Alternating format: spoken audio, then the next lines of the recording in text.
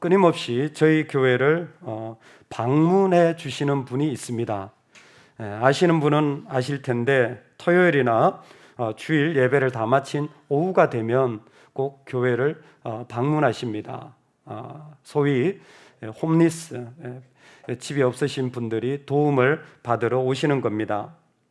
그분들이 오시는 때를 위해서 사실 저는 항상 어떤 자리에다가 일정 금액을 준비해 놓고 항상 드릴 수 있도록, 왔는데 못 드리는 경우가 가끔씩 있습니다. 카드만 있지 현금이 없으면 도움을 드릴 수가 없어서 항상 준비해 놓고 납니다. 그런데 얼마 전 또 오셔서 위층에 올라가서 이렇게 금액을 준비해서 드리고 돌아서는데 제 아들이 저보고 그러는 거예요. 아빠, 왜? 좀 친절하게 좀 대하세요. 왜 아빠가 어쨌는데? 좀 친절하게 좀 하시면 좋잖아요.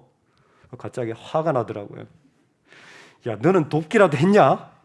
나는 십몇 년을 도왔다, 이 녀석아. 근데 그리고 나서 내가 드리기는 했지만 혹시 정말 친절하지 못했구나라는 이게 찔림이 오더라고요.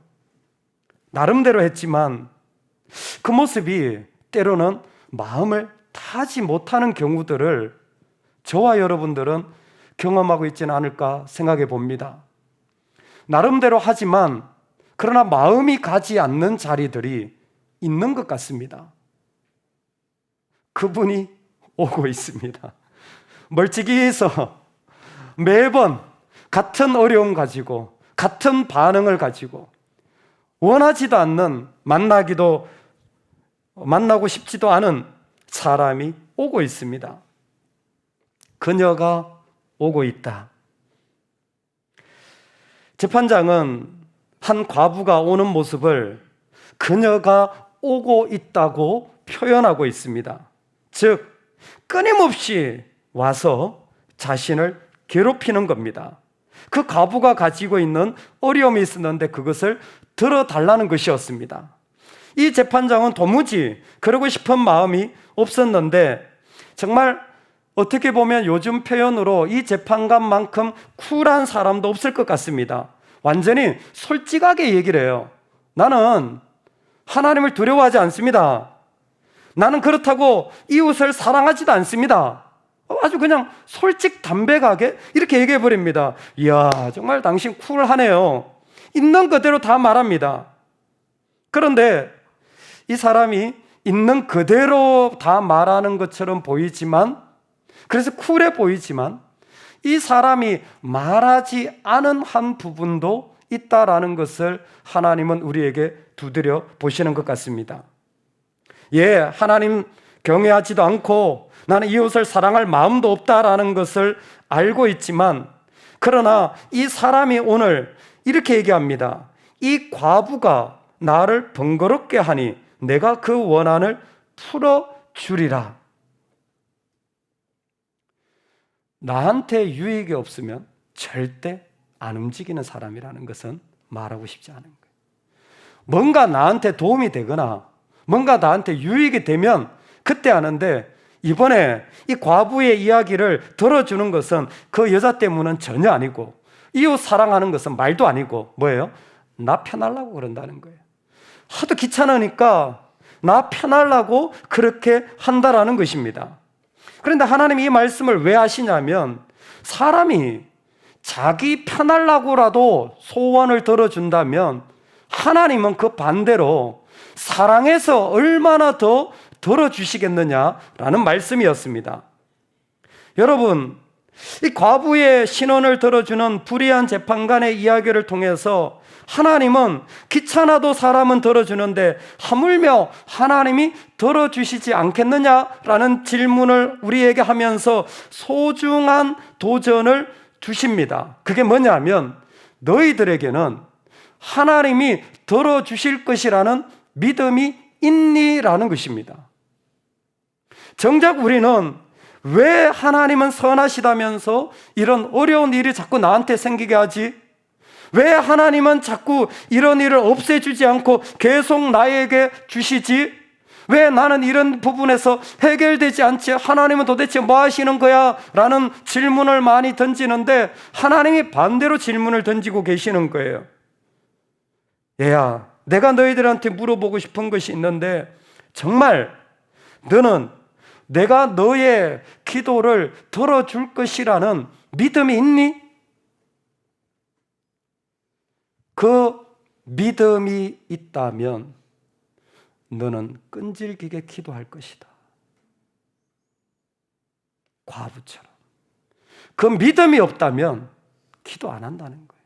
즉, 우리가 가지고 있는 신앙생활에서 하나님에 대한 믿음이 있다면 그 기도의 자리는 자연스럽게 계속 이어질 수밖에 없는, 왜? 들어주실 거니까.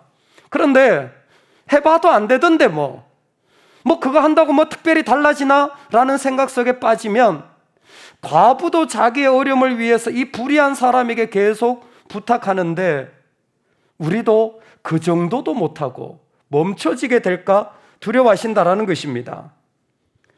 사람은 하나님과의 관계에서 믿음을 붙잡지 않으면 여러분 금방 낙담하게 되어진다라는 것입니다. 이 땅을 살아가면서 사람을 만날 때에 하나님을 만나는 자들은 어떤 사람을 만나도 낙담하지 않아요. 왜? 하나님과의 교제가 그 사람을 이끌어가고 있기 때문입니다. 그런데 하나님과의 교제가 없어지면 끊임없이 이 세상에서 자꾸 흔들리는 신앙이 되어지는 것입니다.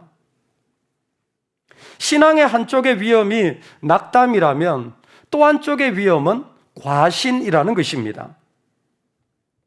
바리새인은 서서 기도하며 하나님, 나는 다른 사람들 곧 토색, 불의, 간음을 하는 자들과 같지 아니하고 이 세리와도 같지 아니함을 감사합니다 라고 기도하는 사람들이었습니다. 세리와도 같지 않다라는 것은 세리 같은 부류의 사람들과 같지 않다라는 것입니다. 대표적으로 세리 같은 부류의 사람들은 간음하는 사람, 강도질하는 사람, 남의 것을 빼앗는 앞에 있는 토색, 불의, 간음을 하는 자들입니다. 바리새인의 기도는 나는 이렇게 살지 않아서 감사합니다라는 감사의 기도이기도 합니다. 어떤 부분에서는 나는 저 사람 같지 않아 라고 교만한 기도로 들려질 수도 있습니다. 이 두 가지가 다 가능한 이해일 것입니다. 그런데 바리새인의 그 다음에 이야기는 우리에게 또 다른 모습을 보여줍니다. 바리새인은 어떤 기도를 하냐면 하나님 앞에 서서 나는 일회에 2번씩 금식하고 또 소득의 11조를 드리나이다 라는 기도를 드리게 됩니다. 신앙의 과신의 자리에 들어가기 전에 어떤 모습이 있냐면 여러분, 바리새인은 지금 기본적으로 자신이 해야 할 의무 이상을 하고 있다라고 말하고 있다라는 것입니다. 여러분 어떻게 생각하십니까? 바리새인 하니까 무조건 바리새끼만 생각해가지고 나쁜 놈이라고 생각하실지 모르겠지만 저는 이 본문에서는 그렇게만 본다면 오해한다고 생각합니다. 기본적으로 의무조차 하지 않는 사람이 많습니다. 의무가 뭡니까? 부모가 자녀를 사랑해 주는 게 의무입니다. 근데 부모가 자녀를 사랑하지 않는 경우도 꽤 많더라고요. 돈으로 때우지 진지하게 자녀와 시간을 보내지 않더라고요. 여러분, 교회 교인의 의무가 뭡니까? 진정으로 필요를 섬겨야 되는데 사실 기본적인 성도의 의무를 하지 않는 분들이 훨씬 많습니다. 여러분, 국가와 열방을 보면서 성도로서 국민으로서 해야 할 기본적인 의무를 피하려고 얼마나 많은 사람들이 다른 방법들을 사용하고 있습니까? 그런데 이 바리새인은 해야 할 의무를 뛰어넘었던 사람들입니다. 대표적으로 일주일에 2번씩 기도한다고 했습니다. 일반적으로 월요일과 목요일이라고 알고 있습니다. 바리새인들의 기도는. 그러니까 유대인들의 기도에 정통한 사람들이 일주일에 2번씩 그렇게 정하여서 기도하였습니다. 그것도 금식하며. 그런데 의무는 1년에 한 번 대속죄일이 유대인들은 의무적으로 금식 기도해야 되는 날이었어요. 어떤 사람은 1년에 한 번 하는 걸 어떤 사람은 일주일에 2번씩 한다면 여러분, 그것을 비난할 수는 없잖아요. 나름 열심히 하고 잘하고 있다라고 말해야 되는 것 아닐까요? 저는 그렇게 생각합니다. 11조를 드립니다. 그런데 11조도 소득에, 마태복음 23장에 보면 모든 것에 11조를 드립니다. 사실 구약의 이스라엘 백성들은 신명기에서 토지 소산의 11조를 드릴 것, 그러나 그곳에서 소와 양의 그리고 곡식과 포도주의 것들은 뭐예요? 네가 먹어라, 하나님 말씀하신 거예요. 그러니까 토지 소산의 11조를 드리는 게 기본이었다면 바리새인들은 그게 아니에요. 자기가 가지고 있는 모든 것에, 유무형의 모든 것에 11조를 하나님 앞에 드릴 정도로 기본적인 의무를 뛰어넘어 섬겼던 사람입니다. 당시에도 보면 마가복음 7장에 하나님께 드려야 되는데 그것을 고르반 되었다고 해서 퉁쳐가지고 예외를 만드는 사람들이 얼마나 많았는지 모릅니다. 그 중에서 그런 시대의 사람들 중에 바리새인은 오히려 그보다도 더 많은 것을 하나님께 드리려고 노력했습니다. 저는 가장 결정적인 것이 바리새인의 기도한 토색, 불의, 간음을 한 자들과 같지 아니하고란 부분이라고 생각합니다. 사도 바울이 고린도 전서에서 토색한 자는, 즉 남의 것을 빼앗는 자들은 하나님의 나라를 유업으로 받지 못할 것이라고 그랬습니다. 그러니까 지금 바리새인이 한 이 행동은 정확하게 하나님이 기뻐하실 만한 행동이라고 여겨집니다. 여러분은 어떠십니까? 내가 하나님 앞에 기본적으로 해야 할 자리 잘 지키고 계십니까? 아니, 어떤 은혜와 도전으로 그것을 뛰어넘어 섬긴다면 여러분, 그것 귀한 것 아닐까요? 저는 귀한 것이라고 여겨집니다. 내가 쓸 수 있지만 기꺼이 교회를 위하여, 선교를 위하여, 그리고 이 땅의 복음을 위하여 내어드린다면 그것 얼마나 자신의 것을 내어드리는 수고인지 모릅니다. 그런데 한 신학자가 이 부분을 아주 이런 문구로 잘 설명했습니다. 두 사람이 기도하러 성전에 올라갔는데 한 사람만 기도했다. 두 사람이 성전에 올라가서 기도했어요. 참 독특한 것은요, 세리가 어떻게 성전에 올라갈 수 있었는지 참 미스테리합니다. 왜? 일반적으로 이방인이고 일반적으로 매국노였기 때문에 이 사람들은 성전에 들어가는 것이 일반적으로 금해졌습니다. 그런데 어쨌든 가서 기도합니다. 두 사람이 올라갔는데 한 사람만 기도해요. 누가 기도했을까요? 세리는 기도했던 거예요. 그럼 바리새인은 기도하지 않았습니까? 바리새인은 서서 기도했다고 했는데 하나님 보실 때에는 기도하고 있지 않고 자기 자랑을 하고 있더라는 것입니다. 잘했어요. 그런데 자기 자랑을 하고 있는 거예요.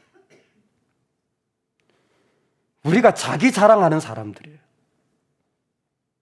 자기를 떠벌려야 되는 사람. 그리고 거기에 너무 많은 중심을 가지고 있는 경우가 많습니다. 명절에 형제들이 모였는데 참 남자들은 단순한 것 같아요. 이번에 저희 여름에 어머님이 다치셔가지고 수술을 하셨는데 참 형제들이 나름 고생을 많이 했습니다. 주말마다 가가지고 농사일을 거들어야 됐으니까 한 아들이 그러는 거예요. 내가 이번 여름에 죽을 뻔했다. 왜 그러냐고 그랬더니 고추 따느라고 얼마나 힘들었는지 모른다. 그냥 땡볕에 날마다 고추 따느라고 너무 힘들어요. 그랬더니 저희 어머니가 아이고 야야 아들아 고생했다. 그랬더니 고추를 따지 않은 다른 아들이 그러는 거예요. 아니 지난번에 내가 상수도 끓여드렸는데 아시죠? 우리 집에 드디어 2년 전에 수돗물이 나오기 시작했더라는 거. 그제까지 펌프했는데 상수도를 끓여드린 아들은 2년 전에 상수도 끓여드려가지고 우리 집에 이렇게 시원한 물을 쓰니 얼마나 좋냐고 그랬더니 아이고 아들아 고맙다. 그랬더니 5번째인 제가 엄마 정수기 있으니까 좋으시죠? 제가 이번에 정수기 넣어드렸거든요. 정수기 있으니까 좋으시죠? 이야, 얼마나 얼마나 좋은지 모른다. 딱 되니까 물이 나오고, 야야, 그 따뜻한 물도 나오더라. 아이, 그거 별건 아닌데, 써보세요. 좋을 거예요. 제가 말하면서도 스스로 웃긴 거예요. 전부 다 아들들이 앉아가지고 뭐 하냐면, 다 자기 자랑하고 있는 거예요. 자기 자랑. 나 이거만큼 했다라는 거죠. 나도 예전에 교회 이거 섬겼거든요. 저도 이런 봉사 했었거든요. 저도 선교지 좀 가봤거든요. 저도 하나님께 이런 헌물도 했었거든요. 뭐예요? 자기 자랑이에요. 자기 자랑이에요. 그 일이 나쁘다라는 게 아니에요. 귀한 겁니다. 그런데 그 사람이 자기 자랑을 하면서부터 무엇인가 이상해지기 시작한 거예요. 좋은 일을 했는데 어느 순간에선가부터 기도가 아니에요. 그걸 어떻게 아느냐?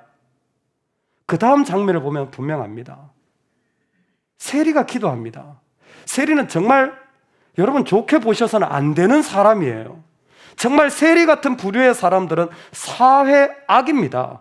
미국적인 문화에서 세리를 마약 딜러라고 표현하더라고요. 젊은이들을 타락시키는, 세상을 망가뜨리는 마약쟁이가 바로 이 세리라는 거예요. 결코 좋게 볼 수 없는 사람이에요. 그런데 세리가 어떻게 기도합니까? 하나님이여 불쌍히 여기소서, 나는 죄인으로소이다. 맞는 말이에요. 정말 그래야 될 사람이에요. 그런데 어떤 사람은 자기 자랑을 하는 사람이 있는가 하면, 어떤 사람은 자기 비하를 하는 사람이 있는 거예요. 하나님 앞에 나아갈 때 자기를 비하시키는, 자기를 버리는, 자기를 그 가운데서 버리게 되는 그 사람의 기도를 하나님은 귀하게 여기신다라는 거예요. 너무 귀한 것을 했어요. 참 감사해요. 그래서 그것을 하나님 앞에까지, 사람들 앞에까지 이야기한다면 그 사람에게서 찾아볼 수 없는 한 가지가 뭐냐면 자기 비하의 모습이라는 것입니다. 놀라운 것은 내가 이 정도 했으니 하나님 이렇게 들어주셔야 하는 것 아닌가요? 라는 기도는 세리에게선 찾아볼 수가 없습니다. 내가 이 정도 했으니까 알아주셔야 되는 것 아닌가요? 라는 태도는 공동체에서 있을 수가 없는 거예요. 특별히 하나님이 이 세리에게 사용한 표현은 놀랍기 거지없습니다. 불쌍히 여긴다. 다른 말로 하면 긍휼을 베풀어 달라는 말이죠. 그런데 긍휼을 베풀어 달라는 말이 따로 있고요. 여기에 불쌍히 여긴다라는 말은 속죄하여 주소서라는 단어예요. 속죄하여 주소서. 이 단어는 성경에 딱 신약에 2번 나옵니다. 바로 여기에 있는 세리의 기도에서 나오고, 그 다음에 히브리서에서 나와요. 히브리서에서 예수님을 표현할 때 예수님이 어떤 분이냐면 대제사장 되신 분이에요. 대제사장 되신 분이 우리의 모든 죄를 속죄하신 것입니다. 여러분, 지금 하나님은요, 이 세리의 기도를 대제사장이 1년에 한 번 모든 백성의 죄를 위하여, 심지어 예수님이 십자가에서 짊어지신 그 십자가의 사역으로 보고 있는 거예요. 언제? 그 사람이 자기를 낮출 때.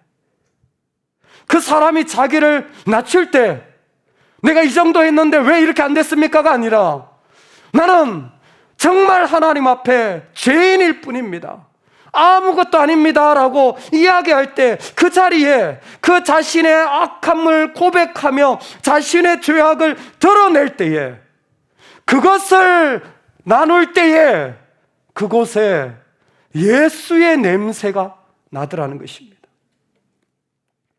보이지 않습니다.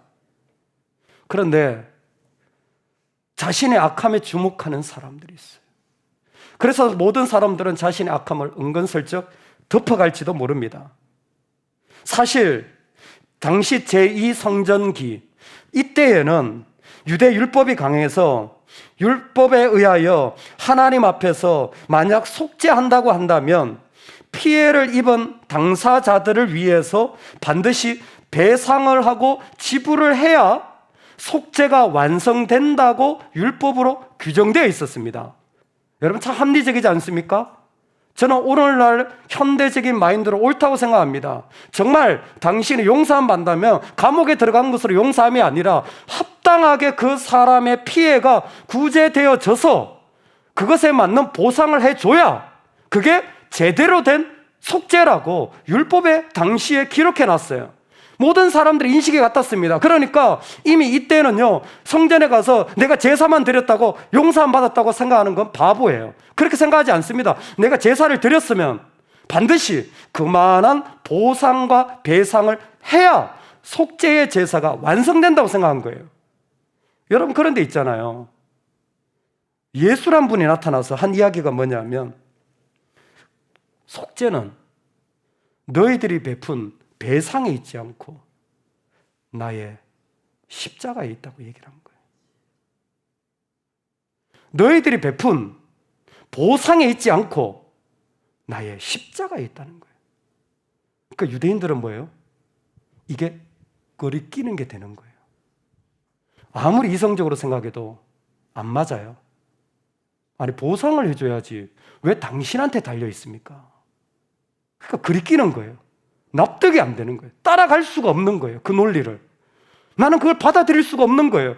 슬픔을 당하고 어려움 당하는 사람이 있으면 그 사람을 도와줘야지. 그게 보상이지.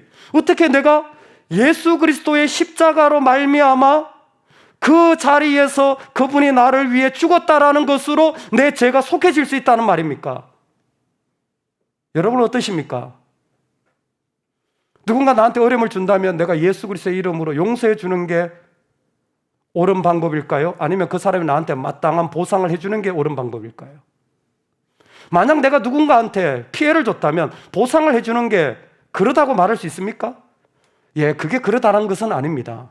그런데 진정한 보상은요, 자신이 돈을 주고 보상을 해주는 게 아니라 죄인이라는 사실을 고백하는 거예요. 인간 사회에서도요, 보상은 필요합니다. 그런데 더 필요한 게 뭔지 아세요? 내가 정말 미안해. 내가 정말 당신을 아프게 했어요. 내가 정말 당신을 괴롭게 했어요. 내가 정말 상처를 주었어요. 그게 더 필요한 거예요. 자신이 죄인 되는 자리까지 낮아진 모습, 그게 바로 십자가의 자리라는 것입니다. 여러분, 우리 안에는요, 숭악한 걸 감추고 살아가는 일들이 너무 많은 것 같아요. 그 악함에서 자기를 그리스도 앞에 드러내지 않고 적당히 자기가 한 것으로 그것을 덮으려고 하는 경우가 너무 많은 것 같아요. 얼마 전 저는 깜짝 놀랄 만한 소식을 하나 들었습니다. 캐나다 토론토의 라이어슨 대학이라고 있는 일반적인 대학이에요. 근데 캐나다나 미국이나 참 학교 시설이 좋은 게 뭐냐면 보딩스쿨이 참 좋은 학교입니다. 보딩스쿨은 기숙학교예요. 기숙사들이 있는 학교들이요, 참 좋은 학교들이 많아요. 근데 얼마 전에 이 라이어슨 대학교가 난리가 났습니다. 왜 그러냐면 학교 이름 바꾸라는 거예요. 라이어슨이라는 사람이 그 대학을 설계한 거예요. 근데 왜 바꿔야 되냐 했더니 스토리가 이렇습니다. 캐나다에 원주민들이 있었는데 영국과 프랑스가 들어와가지고 원주민들을 다 몰아냈어요. 근데 몰아내서 한 지역을 만든 건 미국 정책이고요, 캐나다는 정책이 달랐던 것 같아요. 캐나다는 그 원주민들을 그대로 살게 하고는 학교를 만들어서 학교에다 기숙사를 지은 거예요. 그리고 원주민 아이들을 전부 다 기숙사에 데리고 온 겁니다. 그래서 그 아이들이 그 기숙사에서 생활하면서 생각과 마인드가 바뀌도록 만든 거예요. 그러니까 원주민식으로 살지 않고 자기들 방식으로 살도록 학교에서 아예 기숙사를 지어놓고 교육을 시켰던 겁니다. 그런데 그게 교육을 잘 시켰으면 좋은데 그 아이들을 학대를 한 거예요. 자기 말을 안 들으면. 그래가지고 8월 며칠인가요, 그 대학 발굴단이 그 학교 건물 밑에서 사람의 해골 1000개를 발견했는데 전부 다 아이들 해골이에요. 아이들 유골이 발견된 거예요. 1000개가. 그러니까 당시에 보딩스쿨을 하면서 말 안 들은 뭐예요? 그렇게 잔인하게 한 거예요. 그리고 그 위에 지금 대학이 멀쩡하게 서 있어요. 그걸 디자인한 사람이 라이어슨이라는 사람이에요. 수치지 않니? 부끄럽지 않니? 아니, 몇백 년 동안 써오던 대학 이름인데 그걸 왜 바꿔? 그럼에도 불구하고 바꿔야 되지 않니? 손해가 있더라도, 어렵더라도 바꿔야 되지 않니? 그 대학이 지금 실험하고 있고 아마 바꿀 것 같아요. 바꿔야죠. 왜? 사람들은 다 숨기려고 해요. 근데 자신의 죄인됨을 드러낸 세리를 통하여 이 땅에 진정한 복음이 드러날 수 있는데, 여러분, 오늘 우리가 살아가는 삶의 자리에 정말 어떻게 살아가야 할까 한다면 바로 이 모습이라고 말씀되어질 수 있을 것 같습니다. 끊임없이 기도하시기를 주의 이름으로 축원합니다. 하나님이 들어주실 것을 믿으신다면 끊임없이 기도하시기 바랍니다. 낙담하지 마시고 그것 때문에 멈추지 마시고 하나님 앞에 나아가는 그런만큼은 여러분 절대로 이 땅에서 손해 보지 마시기 바랍니다. 오늘 이 말씀은 사실 기도에 대한 말씀이 아니에요. 말씀을 조금만 보면 앞에 이 말씀을 시작할 때에 우리에게 주시는 것이 무엇이냐면 인자가 올 때입니다. 그리고 이야기의 17장에서도 그런 얘기하면 18장에서도 8절에 보면 인자가 올 때예요. 인자가 올 때를 우리는 파루시아라고 합니다. 주님의 재림이죠. 즉 말세를 살아가는 방법을 말해주는 거예요. 말세를 살아가며 이 땅에 어려움이 있을 때 성도들은 구체적으로 어떻게 살아야 됩니까? 어려움이 다가오고 위기가 다가오고 심판이 다가올 때 어떻게 해요? 끊임없이 기도하라. 저 과부가 불의한 재판관에도 저렇게 요구하는데 하물며 하나님의 백성이 이 땅에서 끊임없이 기도할 때 하나님은 그 기도를 들으시고 반드시 응답해 주실 것이라는 겁니다. 더군다나 하나님이 들어주시지 않겠습니까? How much more? 사람도 그렇게 들어주는데 우리 하나님이 들어주시지 않겠습니까? 여러분, 그래서 끊임없이 기도하는 자리를 말세에 세워가시기 바랍니다. 끊임없이 기도하는 자리를 통하여 우리는 정말 우리의 재판관 되신 하나님을 닮아갈 수 있는 거예요. 너는 내게 부르짖어라. 예레미야에게 이 말씀을 주셨을 때 예레미야는 시위대 뜰 감옥에 있었습니다. 감옥에 있는 사람에게 무슨 기도가 필요하겠습니까? 그런데 하나님은 이렇게 말씀하셨습니다. 네가 알지 못하는 크고 비밀한 것이 있다라는 거예요.